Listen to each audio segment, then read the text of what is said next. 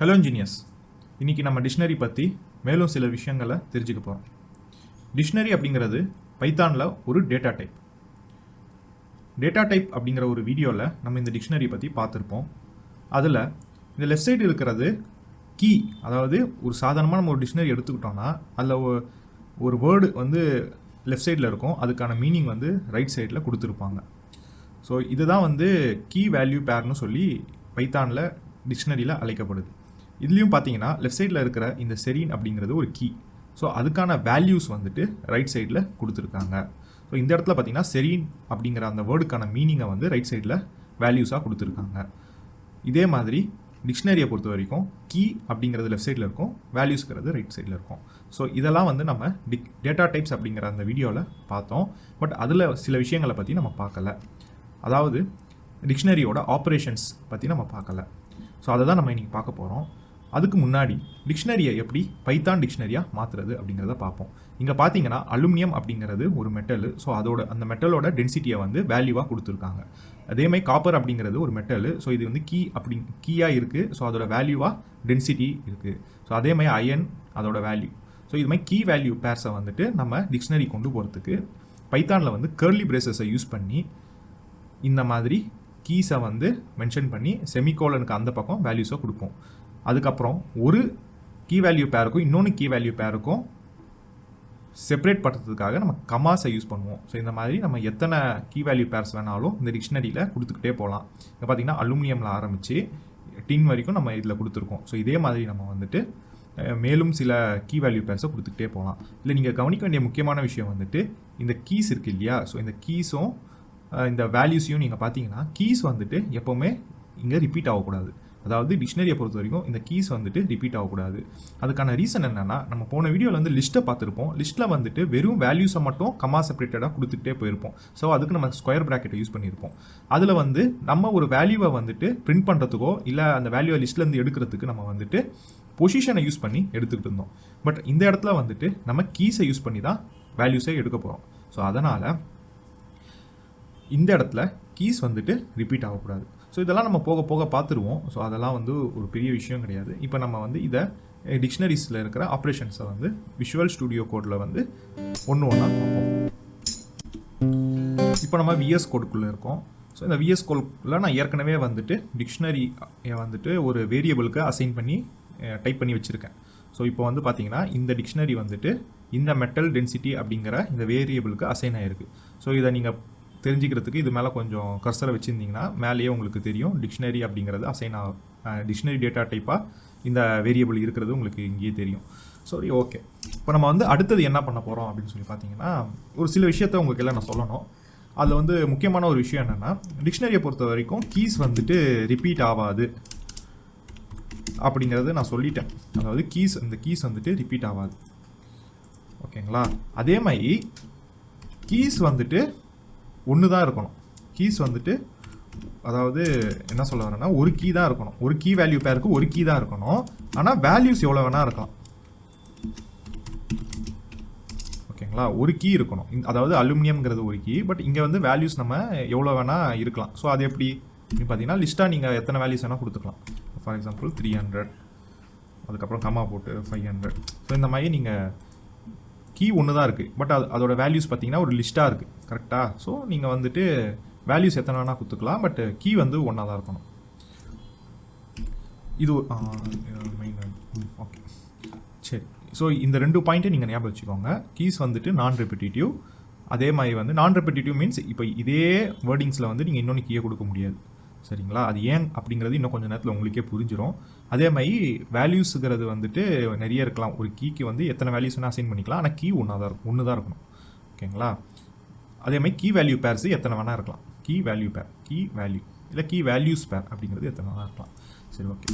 இப்போ வந்துட்டு நம்ம இந்த டிக்ஷனரியை நம்ம பிரிண்ட் பண்ணுறதுக்கு பிரிண்ட் அப்படிங்கிறத நம்ம யூஸ் பண்ணி இந்த வேரியபிளை கூப்பிட்டுக்கிட்டு இப்போ வந்து நம்ம பிரிண்ட் பண்ண சொன்னோன்னா, ஸோ நம்மளுக்கு வந்துட்டு பிரிண்ட் ஆகிடுச்சு. கரெக்டாக? ஸோ எல்லா டிக்ஷனரியும் இந்த டிக்ஷனரி ஒட்டுமொத்தமாக அப்படியே நம்மளுக்கு பிரிண்ட் ஆகிடுச்சு. என்டையர் டிக்ஷனரி பிரிண்ட் ஆகிடுச்சு. இப்போ வந்துட்டு எனக்கு என்டையர் டிக்ஷனரி வேணாம். இப்போது நான் வந்துட்டு வெறும் எனக்கு அலுமினியமோட டென்சிட்டி மட்டும் தெரிஞ்சால் போதும். எனக்கு வந்து அது மட்டும் போதும், மற்ற எதுவுமே எனக்கு வேணாம் அப்படிங்கிறதுக்கு என்ன பண்ணுறது அப்படின்னு சொல்லி பார்த்தீங்கன்னா, ஸ்கொயர் ப்ராக்கெட் போட்டிங்கன்னா போட்ட உடனே இந்த விஷுவல் ஸ்டுடியோ நமக்கு சஜஷன் கொடுக்க ஆரம்பிச்சிச்சு பாருங்கள். ஸோ இந்த மெட்டல் டென்சிட்டிஸ் அப்படிங்கிற டிக்ஷனரியில் நம்மளுக்கு இத்தனை கீஸ் இருக்குது அப்படிங்கிறத நம்ம ஸ்கொயர் ப்ராக்கெட் போட்ட உடனே இது வந்து காமிக்க ஆரம்பிச்சிருச்சு. இப்போ நான் வந்துட்டு என்ன பண்ணுறேன்னா அலுமினியம் அப்படிங்கிறத சூஸ் பண்ணிக்கிறேன். அதாவது இது வந்து ஒரு வேரியபிள். ஸோ இதுதான் அந்த வேரியபிள். அது பக்கத்தில் நான் ஸ்கொயர் ப்ராக்கெட் போட்டுக்கிட்டு அதுக்குள்ளே இந்த கீயோட நேம் கொடுத்துட்டேன்னா இப்போ நம்மளுக்கு வந்துட்டு ரன் பண்ணுவோம். பார்த்தீங்கன்னா வேல்யூ பிரிண்ட் ஆகிடுச்சு. அதோட வேல்யூ சப்போஸ் இந்த வேல்யூ மல்டிபிளாக இருந்துச்சுன்னா இப்போதைக்கு 2 மட்டும் கொடுத்துக்கிறேன். இப்போ என்ன ஆகுதுன்னு பாருங்கள். அப்படியே அந்த வேல்யூ அப்படியே பிரிண்ட் ஆகிடும். ஓகேங்களா? ஸோ கீ அதுக்கப்புறம் வேல்யூ. ஸோ கீயை வந்து நம்ம கால் பண்ணுறது மூலியமாக நம்மளுக்கு வேல்யூ பிரிண்ட் ஆகிடும். சரி, ஓகே.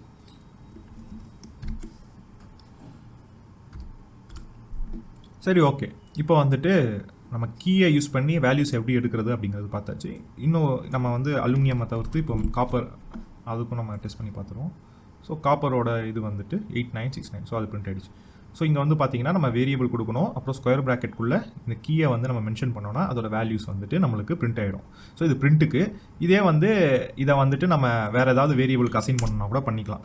அதாவது சும்மா சியூன்னு போட்டு சேம் இதையே நான் வந்துட்டு தூக்கி இங்கே போட்டுடுறேன். சியூ போட்டுடுறேன். ஸோ இங்கே பார்த்தீங்கன்னா அதே தான் வரும். ஸோ என்னென்னா இப்போ இதில் வந்து கரெக்டாக இதோட வேல்யூ மட்டும் இதுக்கு அசைன் ஆகிருக்கு. ஸோ இதில் பார்த்தீங்கன்னா இது ஒரு இன்டீஜராக இருக்குது. ஏன்னா இந்த நம்பர் வந்து ஒரு இன்டீஜர் இல்லையா, இதோட வேல்யூ வந்துட்டு ஒரு இன்டீஜர் 896960ங்கிறது ஒரு இன்டீஜர். ஸோ அதை வந்து இதுக்கு அசைன் ஆகிருக்கிறதுனால இப்போ இந்த காப்பர் அப்படிங்கிற அந்த வேரியபிளும் இன்டீஜர். ஒரு விஷயத்தை புரிஞ்சுக்கிட்டோம். இப்போ வந்து எப்படி நம்ம வேல்யூஸை வந்து எக்ஸ்ட்ராக்ட் பண்ணுறது டிக்ஷனரியில் அப்படிங்கிறதுன்னு தெரிஞ்சுக்கிட்டோம். அடுத்தது வந்துட்டு இப்போ இந்த வேரியபிள் இருக்கு இல்லையா, மெட்டல் டென்சிட்டி அப்படிங்கிற அந்த டிக்ஷனரி, இதில் இருக்கிற எல்லா கீஸும் எனக்கு பிரிண்ட் ஆகணும். அப்படிங்கிறத எப்படி பண்ணுறதுன்னு பார்ப்போம்.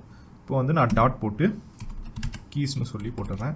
இப்போ போட்டுட்டு இந்த மெத்தட் கீஸ் அப்படிங்கிற மெத்தடை வந்துட்டு நான் யூஸ் பண்ணுறேன். இப்போ வந்து நான் பிரிண்ட் பண்ணுறேன். சரி, ரன் பண்ணுற ப்ரோக்ராமை என்ன ஆகுதுன்னு பாருங்கள். பார்த்தீங்கன்னா இங்கே எல்லா கீஸும் இங்கே பிரிண்ட் ஆகிடுச்சு. அலுமினியமில் ஆரம்பித்து காப்பர், ஐஎன் இதில் இருக்கிற எல்லா கீஸும் நம்மளுக்கு இங்கே பிரிண்ட் ஆகிடுச்சு. வெறும் கீஸ் மட்டும் தான் பிரிண்ட் ஆகிருக்கு, வேல்யூஸ் பிரிண்ட் ஆகல. ஸோ இதை யூஸ் பண்ணி நம்ம வெறும் கீஸை மட்டும் நம்ம எக்ஸ்ட்ராக்ட் பண்ணிக்கலாம். இப்போ இந்த காப்பருக்கு என்ன அசைன் ஆகிருக்குன்னு பார்த்தீங்கன்னா டிக்ட் கீஸ் அப்படிங்கிறது அசைன் ஆகிருக்கு. ஓகேங்களா? ஸோ இதை யூஸ் பண்ணி நம்ம கீஸை பிரிண்ட் பண்ணிக்கலாம். இப்போ அடுத்தது வந்துட்டு இந்த டிக்ஷனரியில் இன்னொரு கீ வேல்யூ பேரை எப்படி ஆட் பண்ணுறது அப்படிங்கிறத பார்ப்போம். ஸோ சிம்பிளாக நீங்கள் வந்துட்டு இங்கே கூட போயிட்டு ஸோ இந்த கம்மா போட்டுட்டு சப்போஸ் கார்பன் அதோட டென்சிட்டி வந்துட்டு 2200. ஸோ எக்ஸாக்ட் கிடையாது, பட் ஏதோ. ஸோ கார்பனோட டென்சிட்டி கொடுத்தாச்சு. ஸோ இந்த மாதிரி நீங்கள் ஆட் பண்ணிக்கலாம். இப்போ நீங்கள் பிரிண்ட் பண்ணிங்கன்னா நம்மளுக்கு வந்துட்டு ஸோ கார்பனும் இங்கே வந்துடுச்சு அதோட கீஸில். ஓகேங்களா? பட் சம்டைம்ஸ் நம்ம கோடிங் பண்ண போது இந்த மாதிரி நம்மளுக்கு டிக்ஷனரி வந்துட்டு அசசபிளாக இருக்காது. இந்த மாதிரி ஆட் பண்ணுறதோட நம்ம இங்கேருந்து ஆட் பண்ணுற மாதிரி இருக்கும். ஃபார் எக்ஸாம்பிள் வந்துட்டு வெறும் இந்த வேரியபிள் வச்சு ஆட் பண்ணுற மாதிரி இருக்கும். எப்படி அப்படிங்கிறத மட்டும் நான் காமிக்கிறேன். ஸோ நான் இதெல்லாம் டெலிட் பண்ணிக்கிறேன். இப்போ நம்மளுக்கு இந்த டிக்ஷனரி வந்து எந்த வேரியபிளுக்கு அசைன் ஆயிருக்குன்னு தெரியும், மெட்டல் டென்சிட்டிஸ் அப்படிங்கிறதுல.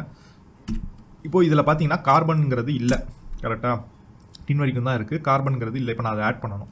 ஸோ இப்போ என்ன பண்ணுறோன்னா இதே ஸ்கொயர் ப்ராக்கெட்டை வந்து யூஸ் பண்ணி உள்ளே வந்துட்டு கார்பன்னு சொல்லி கொடுக்குறேன். இப்போ நல்லா யோசிச்சு பாருங்கள். இப்போ கொஞ்ச நேரத்துக்கு முன்னாடி நம்ம இதுக்குள்ளே கீஸ் போடுறோம் அப்படின்னு சொன்னோம். அதே தான் இப்போ நம்மளும் பண்ணியிருக்கோம், கீஸ் போட்டிருக்கோம். பட் இப்போ இந்த கீ வந்து இந்த டிக்ஷனரியில் இல்லை. ஸோ இல்லாததுனால இப்போ இந்த கீக்கான வேல்யூவும் அதில் இருக்காது. ஸோ நம்ம இந்த கீக்கான வேல்யூ நம்ம தான் கொடுக்கணும். ஸோ அதனால் நம்ம என்ன பண்ணோம்னா ஈக்குவல் டு போட்டு அதோட வேல்யூ 2200 அப்படிங்கிறத கொடுக்குறோம். ஸோ இப்போ கொடுத்த உடனே இப்போ என்ன ஆகும்னா இந்த டென்சிட்டி வந்துட்டு இந்த கீயும் இந்த வேல்யூ பேரும் இதில் வந்துட்டு ஆட் ஆகிடும். பட் இதில் நம்மளுக்கு தெரியாது. பட் நம்ம பிரிண்ட் பண்ண போது அது உங்களுக்கு தெரியும் பாருங்கள். Print metal densities. ஸோ இங்கே பாருங்கள் கார்பன் அப்படிங்கிறது ஆட் ஆகிருக்கு. பட் இதில் இல்லை. ஸோ இனிஷியலாக நம்ம க்ரியேட் பண்ண அந்த டிக்ஷனரியில் இல்லை, இந்த லைனுக்கு அப்புறம் தான் ஆட் ஆகிருக்கு. ஸோ அதனால தான் நம்மளுக்கு பிரிண்ட் பண்ண போது இந்த லைனில் நம்மளுக்கு கார்பன் ஆட் ஆகி பிரிண்ட் ஆகிருக்கு இந்த டிக்ஷனரி ஒட்டு மொத்தமாக. ஸோ இது எதுக்கு யூஸ் ஆகும் அப்படின்னு சொல்லி பார்த்தீங்கன்னா, இப்போ வந்துட்டு இந்த டிக்ஷனரி வந்து ரொம்ப சின்னதாக இருக்கிறதுனால நீங்கள் இங்கே போய் ஆட் பண்ணிடுறீங்க. கரெக்டாக இப்போ சில இடத்துல வந்துட்டு இந்த டிக்ஷனரி ரொம்பவே பெருசாக இருக்கும், நீங்கள் நினச்சி பார்க்காத அளவுக்கு பெருசாக இருக்கும், போய்கிட்டே இருக்கும் அது பாட்டுக்கு பேஜ் பை பேஜாக. ஸோ அதில் வந்துட்டு நீங்கள் ஆட் பண்ணுறதுக்கு நீங்கள் போய் இங்கே கடைசி கீ வேல்யூ பேரை கண்டுபிடிச்சி அதுக்கப்புறம் கம்மா போட்டு ஆட் பண்ணுறது கஷ்டம். நீங்கள் அப்படியே ஆட் பண்ணலாலும் கஷ்டம். சம்டைம் இந்த டிக்ஷனரி வந்து ஒரு ஆப்ஜெக்டாக இருக்கலாம், அதே மாதிரி வந்துட்டு நீங்கள் நிறைய கீ வேல்யூ பேர்ஸ் ஆட் பண்ணுற மாதிரி இருக்கலாம். அப்போ வந்து லூப்ஸ் யூஸ் பண்ணி ஆட் பண்ணுவோம். ஸோ இந்த மாதிரி நிறைய இருக்குது. ஸோ அதனால தான் நம்ம வந்துட்டு இந்த மெத்தடையும் தெரிஞ்சு வச்சுக்கணும் கீ வேல்யூ பேர்ஸ் ஆட் பண்ணுறதுக்கு. ஸோ ஓகேங்களா. இப்போ அடுத்தது வந்து பார்த்தீங்கன்னா, இப்போ வந்துட்டு நம்ம எப்படி ஒரு கீ வேல்யூ பேர் ஆட் பண்ணுறதுன்னு பார்த்தாச்சு. இப்போ என்னென்னா அடுத்தது வந்து ரிமூவ் பண்ணுறது. எப்படி ஒரு கீ வேல்யூ பேரை வந்து ரிமூவ் பண்ணுறது அப்படிங்கிறத பார்ப்போம். அதுக்கும் லிஸ்ட்டில் யூஸ் பண்ணால் சேம் ஃபங்க்ஷன் தான் டெல் அப்படின்னு சொல்லி போட்டுட்டு நீங்கள் வந்து இந்த வேரியபிளோட இது போட்டுக்கோங்க, நேம் போட்டுக்கிட்டு வேரியபிளை போட்டுக்கிட்டு இதுக்குள்ளே வந்துட்டு நம்மளுக்கு இத்தனை கீஸ் இருக்குது. ஸோ இதில் எந்த கீயை நீங்கள் டெலீட் பண்ணணுமோ அந்த கீயை வந்துட்டு இங்கே உள்ளே கொடுத்துருங்க. ஸோ கொடுத்துட்டிங்கன்னா இப்போ நீங்கள் அந்த மெட்டல் டென்சிட்டி அப்படிங்கிறத அந்த வேரியபிளை பிரிண்ட் பண்ணிங்கன்னா உங்களுக்கு பார்த்தீங்கன்னா ஜிங்க் அப்படிங்கிறது இதில் இருக்காது. பார்த்தீங்களா, ஜிங்க் எங்கேயும் இல்லை. அதே மாதிரி நீங்கள் எத்தனை கீ வேல்யூ பேர்ஸையும் டெலீட் பண்ணிக்கலாம். ஃபார் எக்ஸாம்பிள் எம்மா வந்து நான் டெலீட் பண்ணணும்னா இந்த மாதிரி போட்டுட்டு பிரிண்ட் கொடுத்துட்டேன்னா, சாரி சம் ஸ்பெல்லிங் மிஸ்டேக் நினைக்கிறேன், கரெக்ட், அலுமினியம் பார்த்துட்டிங்கன்னா அலுமினியமையும் இது வந்து delete பண்ணிடுச்சு. ஸோ இந்த மாதிரி நீங்கள் ஒரு கீ வேல்யூ பேரை delete பண்ணுறதுக்கு இந்த ஃபங்க்ஷன் யூஸ் பண்ணிக்கலாம். இதே ஃபங்க்ஷன் தான் லிஸ்ட்டில் வந்து வேல்யூஸை delete பண்ணுறதுக்கும் நம்மளுக்கு யூஸ் ஆச்சு. ஓகே, இப்போ வந்துட்டு ஒரு கீயோட வேல்யூவை வந்து எப்படி அப்டேட் பண்ணுறது அப்படிங்கிறது பார்ப்போம். இதுவும் same to creating new key value pair மாதிரி தான். இப்போ இதுக்குள்ளே என்ன பண்ணுறோன்னா, ஏற்கனவே இருக்கிற ஃபார் எக்ஸாம்பிள் நான் அலுமினியமே எடுத்துக்கிறேன், கொடுத்துட்டு ஈக்குவல் டு போட்டுட்டு நம்ம இந்த பக்கம் இப்போ இங்கே 2700 இருக்குது. இப்போ நம்ம வேறு ஏதாவது வேல்யூ அதுக்கு அசைன் பண்ணோன்னா இந்த பக்கம் ரைட் சைடு கொடுத்துட்டோன்னா அது ஆட்டோமேட்டிக்காக இந்த வேல்யூவை ரீப்ளேஸ் பண்ணிடும். இப்போ பார்த்தீங்கன்னா உங்களுக்கே தெரியும், பார்த்தீங்கன்னா ரீப்ளேஸ் ஆகிடுச்சு. மறுபடியும் இங்கே வேறு வேல்யூ போடுறேன் 3000 அப்படின்னு சும்மா போட்டேன்னா, ஸோ பார்த்தீங்கன்னா ரீப்ளேஸ் ஆகிடுச்சு. ஸோ நீங்கள் வந்துட்டு சேம் இங்கேயே போகிற பாருங்க, இப்போ 2000 தான் வரும். ஸோ ஏன்னா 3000ங்கிறது ரீப்ளேஸ் ஆச்சு, அப்புறம் 2000ங்கிறது ரீப்ளேஸ் ஆகி கடைசியில் 2000 வந்துருக்கு. ஓகேங்களா. ஸோ இந்த மாதிரி தான் நீங்கள் வந்து ஒரு கீயோட வேல்யூவை நீங்கள் வந்து அப்டேட் பண்ணிக்கலாம். சரிங்களா. இப்போது இந்த வேரியபிளுக்கு அசைன் ஆகிருக்கிற எல்லா கீ வேல்யூ பேர்ஸையும் நான் ஒட்டு மொத்தமாக கிளியர் பண்ணணும். அப்படின்னா அதுக்கு என்ன பண்ணுறதுன்னு சொல்லி பார்த்தீங்கன்னா, மெட்டல் டென்சிட்டிஸ் அப்படிங்கிற அந்த வேரியபிளை போட்டு டாட் கிளியர் அப்படின்னு சொல்லி கொடுத்துட்டிங்கன்னா இப்போ இந்த மெட்டல் டென்சிட்டிஸில் இருக்கிற ஒட்டுமொத்த டிக்ஷனரியும் டெலீட் ஆகிடும். பார்த்தீங்கன்னா ஒன்றுமே கிடையாது பாருங்கள், டிக்ஷனரிக்குள்ளே ஒன்றுமே இல்லை. டிக்ஷனரி இருக்குது, அதாவது டிக்ஷனரிங்கிற டேட்டா டைப் அசைன் ஆயிருக்கு, பட் டிக்ஷனரிக்குள்ளே இருக்கிற கீ வேல்யூ பேர்ஸ் எல்லாமே டெலீட் ஆகிடுச்சு. ஸோ இந்த மாதிரி நம்ம வந்துட்டு உள்ளே இருக்கிற கீ வேல்யூ பேர்ஸ் எல்லாத்தையும் அட் அ டைம் டெலீட் பண்ணுறதுக்கும் இந்த மெட்டல் டென்சிட்டி அதாவது கிளியர் அப்படிங்கிற அந்த மெத்தடை நம்ம யூஸ் பண்ணிக்கலாம். ஸோ இந்த மெத்தட் யூஸ் பண்ணுறது மூலமா ஒட்டுமொத்தமாக நம்மளுக்கு எல்லாமே டெலீட் பண்ணி கொடுத்துரும். ஸோ இவ்வளோ தான் ஃப்ரெண்ட்ஸ். நம்ம இன்றைக்கி வந்து என்னென்ன விஷயத்தை பார்த்தோம் அப்படிங்கிறத சம்மரி மட்டும் பார்த்துருவோம். ஒன்று வந்து மெட்டல் டென்சிட்டிஸில் இருந்து ஒரு கீயோட வேல்யூவை எடுக்கிறது எப்படி அப்படிங்கிறத பார்த்தோம். ஸோ இதுக்குள்ளே அந்த கீயோட அதாவது மெட்டல் டென்சிட்டி ஸ்கொயர் ப்ராக்கெட்டுக்கு அப்புறம் அது உள்ள கீ கொடுத்துட்டோன்னா அதோட வேல்யூஸ் நம்மளுக்கு கிடச்சிரும். அதுக்கப்புறம் வந்துட்டு எப்படி ஒரு கீ வேல்யூ பேரை டெலீட் பண்ணுறதுன்னு பார்த்தோம், டெல் அப்படிங்கிற அந்த மெத்தட் யூஸ் பண்ணி. அதில் வந்துட்டு இந்த மாதிரி உள்ள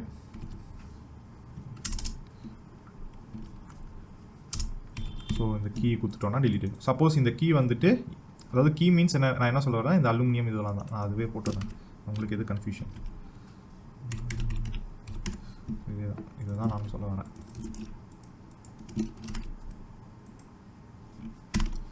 ஓகேங்களா. ஸோ டெலீட் பண்ணுறது. இப்போ சப்போஸ் இதில் வந்து இந்த கீ இல்லைன்னா அது டெலீட் ஆகாது, ஏன்னா அதில் இல்லை ஏற்கனவே. அதுக்கப்புறம் பார்த்தீங்கன்னா நம்ம அப்டேட் பண்ணுறதும் பார்த்தோம். அப்டேட் பண்ணுறதுக்கு சேம் இதே மாதிரி கொடுத்துட்டு ஈக்குவல் டு போட்டு அந்த பக்கம் வேல்யூஸ் கொடுத்துடணும். அதேமாதிரி புதுசாக க்ரியேட் பண்ணுறதுக்கும் நம்ம பார்த்தோம். இங்கே வந்து நியூ கீ கொடுத்துட்டு இந்த பக்கம் வேல்யூஸ் கொடுத்துட்டோன்னா அது அங்கே அசைன் ஆகிடும். ஸோ இந்த மாதிரி தான் நம்ம வந்துட்டு டெலீட் பண்ணுறது, அப்டேட் பண்ணுறது, அப்புறம் வியூ பண்ணுறதுக்கு. So delete, view, update, so இது மூணுத்தை பற்றியும் நம்ம பார்த்தோம்.